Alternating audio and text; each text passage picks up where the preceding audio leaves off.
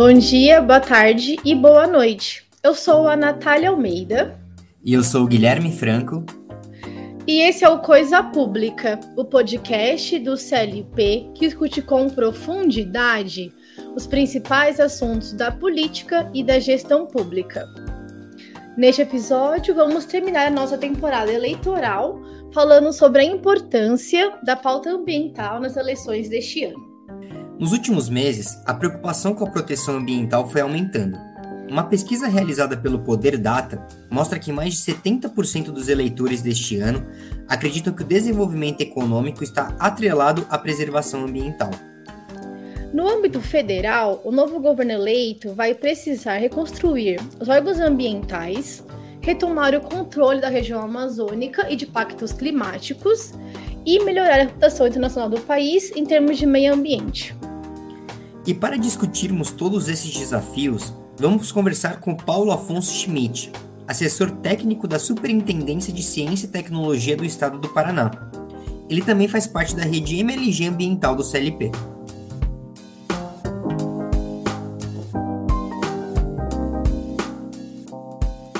Bom, pessoal, hoje a gente está recebendo aqui no Coisa Pública o Paulo Afonso Schmidt. Ele é assessor técnico da Superintendência de Ciência e Tecnologia do Estado do Paraná, e a gente vai falar sobre esse tema importante, que é a questão ambiental. Mas antes de começar o nosso papo, eu vou fazer aquela pergunta padrão do Coisa Pública. Paulo, quem é você no Estado Democrático de Direito? Eu sou um cidadão brasileiro. E isso é uma condição que eu procuro fazer com que prevaleça sempre nas minhas ações, nas minhas iniciativas, enfim. Importante exercer a condição de cidadania plena, sempre.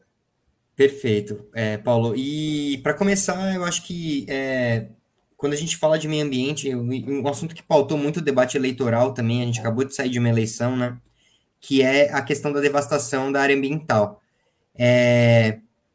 Agora, com a eleição concluída, com o país olhando para frente, pensando em novas metas, novos objetivos, o que a gente deveria priorizar e pensar nesse primeiro momento como estratégia para diminuir a questão da devastação em áreas ambientais no país?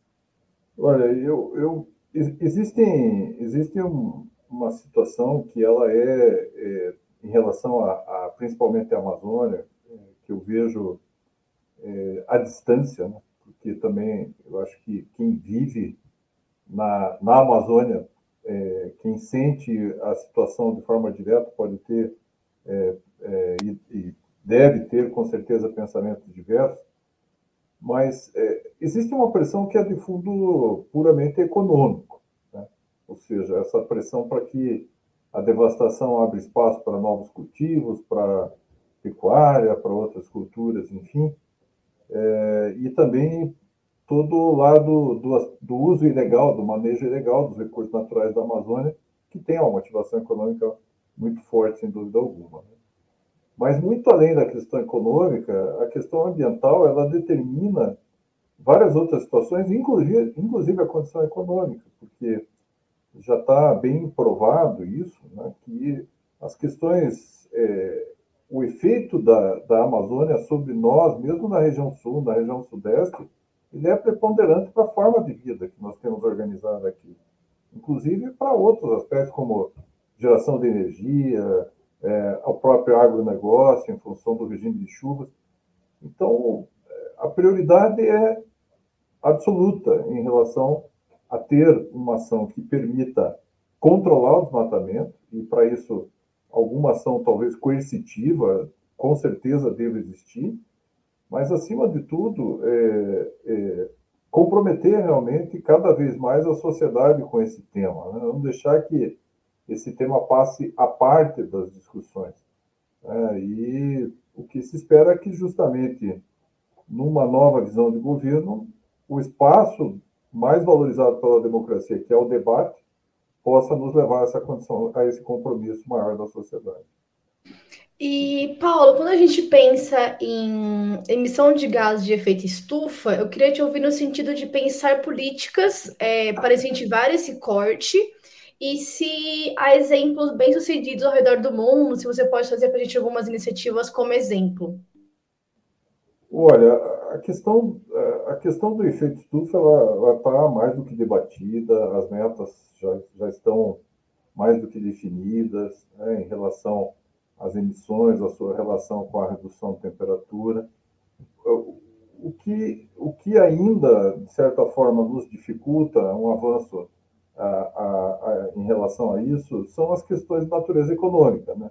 Sempre em função de políticas, vamos dizer, mais ultrapassadas, de manejo de atividades industriais, ou mesmo relacionadas a outros ramos da economia, agropecuária, enfim, nós acabamos sempre postergando um pouco decisões que são cada vez mais importantes, cada vez mais urgentes.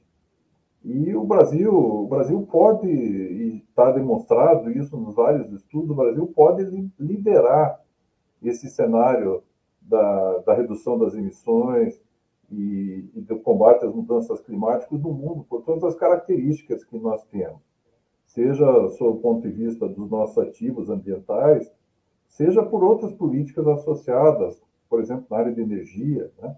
Nós temos o maior programa de bioenergia do mundo, que é o etanol, né? Temos um resultado bastante favorável quando a gente pensa na diversificação da matriz energética, que já era favorável, né, quando a gente tinha o predomínio da energia hidrelétrica, e agora a expansão de eólica, a expansão de solar, futuramente já num cenário bastante próximo, o hidrogênio surgindo como ativo, quer dizer, o hidrogênio verde, o Brasil se destaca também. Então, eu acho que o Brasil, mais do que adotar políticas, o Brasil pode liderar isso e ser realmente o porta-voz dessa nova economia que surge, né? Ser um país que lidere, realmente seja um dos principais líderes no mundo nessa nova economia. Para isso, é preciso, sem dúvida alguma, uma visão política que permita ao país assumir essa condição de player, né? E possa ser, acima de tudo, respeitado por isso. Paulo, passa por assumir essa visão de player, a questão da demarcação de terras indígenas também, porque foi um assunto muito debatido, existem muitas opiniões divergentes a respeito do tema. Queria te ouvir um pouco sobre esse assunto, o que o país deveria priorizar em relação a esse tema? Olha, o tema é um tema importante, né? O tema ele está previsto, né? Em todo o arcabouço legal, enfim, mas é um tema ainda, eu acho que extremamente desconhecido por parte grande parte da sociedade brasileira, e cercado, né, de muitas informações que não necessariamente se remetem, né, à realidade da situação, nos remetem à realidade dessa situação. Primeiro, acho que é preciso analisar do ponto de vista do efeito disso, né? Quais são as condições que realmente possam combinar os melhores resultados, né? Tanto do ponto de vista da população indígena, a quem se considera e se reconhece esse direito, né? Quanto do ponto de vista de toda a nação, de toda a população brasileira, que ao longo do tempo, eventualmente, promoveu, né, o seu desenvolvimento social, o seu desenvolvimento econômico, à margem, muitas vezes, dessa discussão. Há efeitos que eu diria assim, que são efeitos extremamente adversos à economia. Isso eu não conheço os detalhes em si, mas há efeitos que são adversos à economia. Essa discussão já surgiu aqui no Paraná, por conta de algumas áreas, né? E é claro que há toda uma resistência em função disso. Se não houver um consenso em relação aos limites, enfim, como se pretende, né, eu tenho certeza que essas soluções não serão sustentáveis. Do ponto de vista até do efeito que isso vai produzir, da condição necessária de respeito que deva haver para isso tudo. Então, eu acho que se as informações se tornarem mais claras, e as conversas realmente avançarem, sem que se perca também de vista, né, o fato de que as comunidades indígenas elas devem estar participando disso ativamente, né? Existe um princípio que a gente considera em várias outras áreas, né, que resumindo, algo que diz assim: nada sobre nós sem nós. Né? Quer dizer, nada que se decida sobre as comunidades indígenas sem a participação deles também.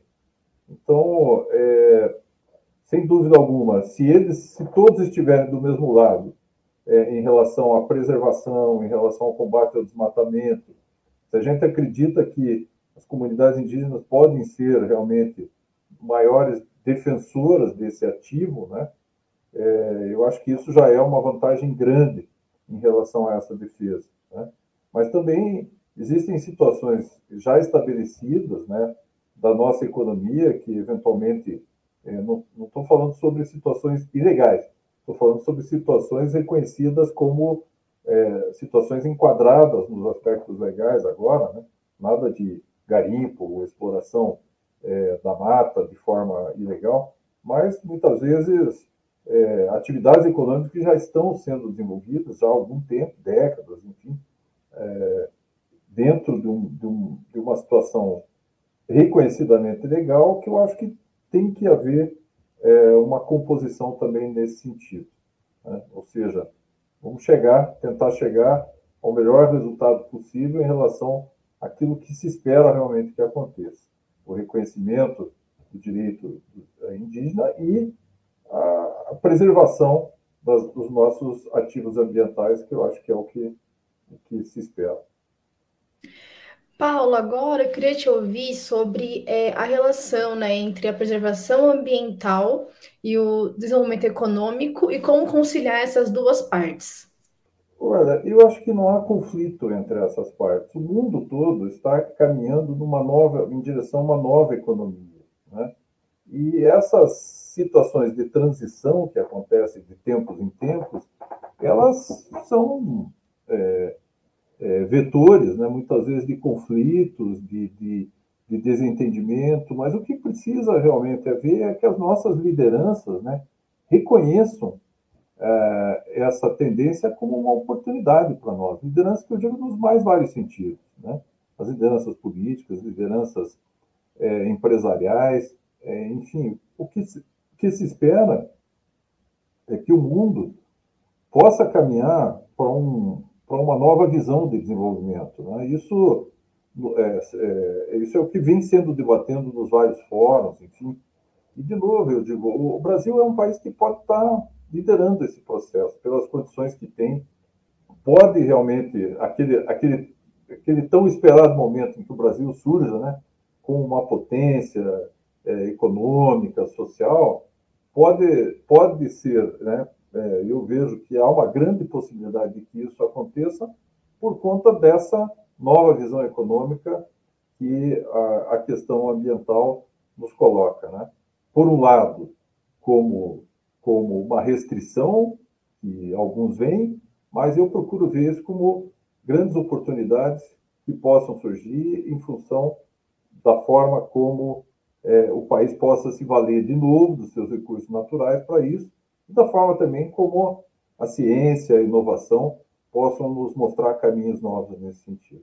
E sobre o mercado de carbono, o país também tem esse potencial, né, de avançar, mas a gente vê que está num caminho bem lento, com poucas iniciativas governamentais.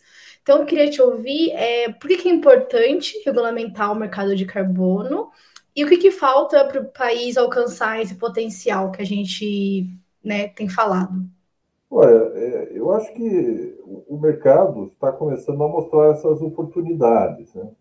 E a forma de remuneração, né, via mercado de carbono, que possa beneficiar essa redução e trazer menor impacto nas questões de emissões, enfim, elas começam a ser modeladas em função de novos negócios. Havia uma expectativa de que isso pudesse avançar mais rápido. Muitas pessoas que investiram acabaram achando frustrante um pouco os resultados em função do tempo, mas, de novo, essas são questões que fazem parte desse cenário de incertezas, né, que envolve essa nova economia.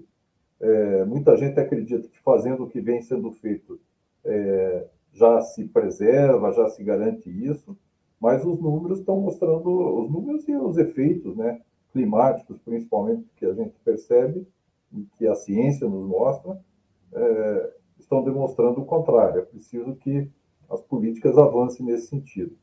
De novo, vejo isso como um grande benefício ao Brasil, né? No sentido de que novas oportunidades podem surgir, uma nova visão de desenvolvimento é inerente a esse novo cenário, e seja o mercado de carbono como ele está estabelecido, ou novas variáveis que devem surgir futuras aí em relação aos negócios que envolvem a redução de emissões, eu acho que, novamente, vão ser grandes oportunidades para o Brasil. Paulo, você falou muito aqui de inovação, que isso é muito importante para a área ambiental, e a gente aqui no CLP, a gente trabalha produzindo ferramentas para auxiliar os servidores públicos, setor privado e etc., justamente nesse sentido. A gente lançou um ranking esse ano, um ranking de ativos verdes, para medir a atuação dos estados a partir de 4 pilares, 33 indicadores. Eu não vou entrar muito a fundo no ranking aqui, mas a relação que eu queria fazer é a seguinte: qual a importância de ferramentas desse trabalho para auxiliar os servidores a implementarem políticas públicas de impacto na questão ambiental no país? Olha, eu gosto de falar sobre isso, assim, explicando uma situação que eu vivi em casa, né? Há algum tempo, aí, alguns anos atrás, a minha filha estava com uma idade em torno de 5, 6 anos, e escutei ela vindo até meu quarto ali à noite e tal, e ela me falou assim: pai, estou com medo. Eu disse: bom, do que uma criança tem medo, né? Vamos ver. Medo do quê, filho? Pai, essa história do aquecimento global, das mudanças climáticas, isso é sério? Quer dizer, isso foi uma pergunta inesperada para mim, mas o que demonstra, né, que essa preocupação ela já está cada vez mais presente na sociedade, né?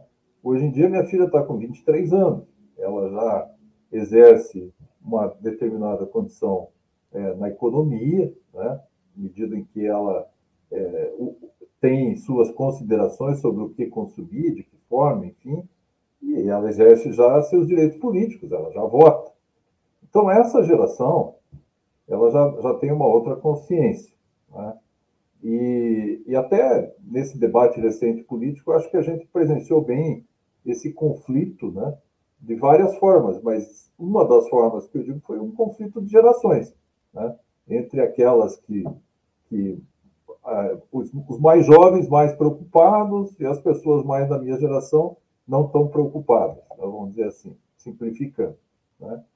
Mas por que eu falei dessa história? Porque essas iniciativas, como a que você mencionou, elas são importantes, como a que o CLP vem desenvolvendo, elas são importantes para que a sociedade se informe melhor, e a sociedade possa ter condições de monitorar, de entender como as questões ambientais estão presentes nas políticas públicas ou nas ações que envolvem o desenvolvimento, as políticas de incentivo ao desenvolvimento das regiões do país, né? Isso começa a fazer efeito, porque eu não tenho dúvida assim, que a forma mais sustentável de promover mudanças vai ser aquela em que as pessoas se manifestem naquilo que a democracia permite, né?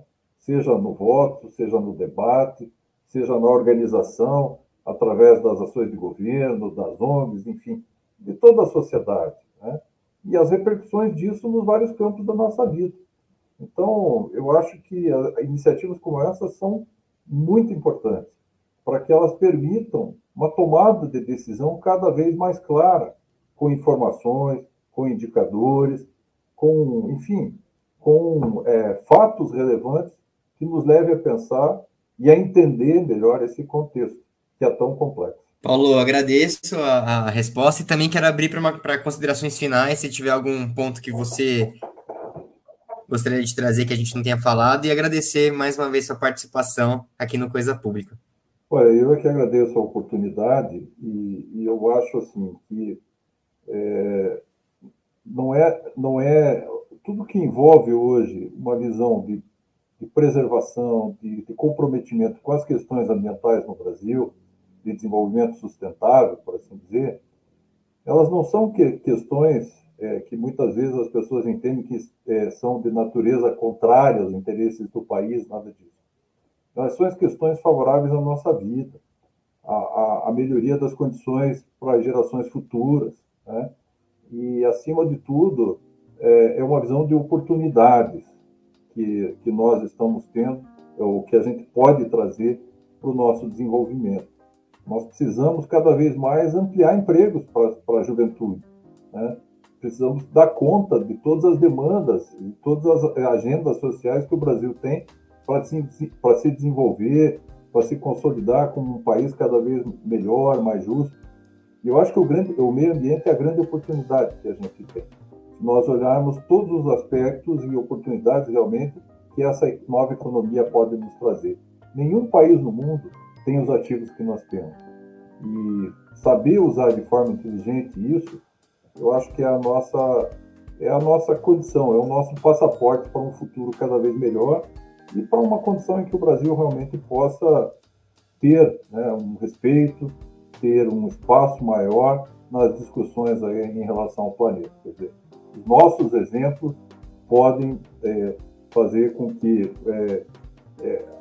o país se posicione de uma forma cada vez mais importante, e é isso que a gente quer também. Muito obrigado, viu, Paulo? Tá ótimo, quero agradecer mais uma vez a sua participação e dizer que você é muito bem-vindo aqui no CLP.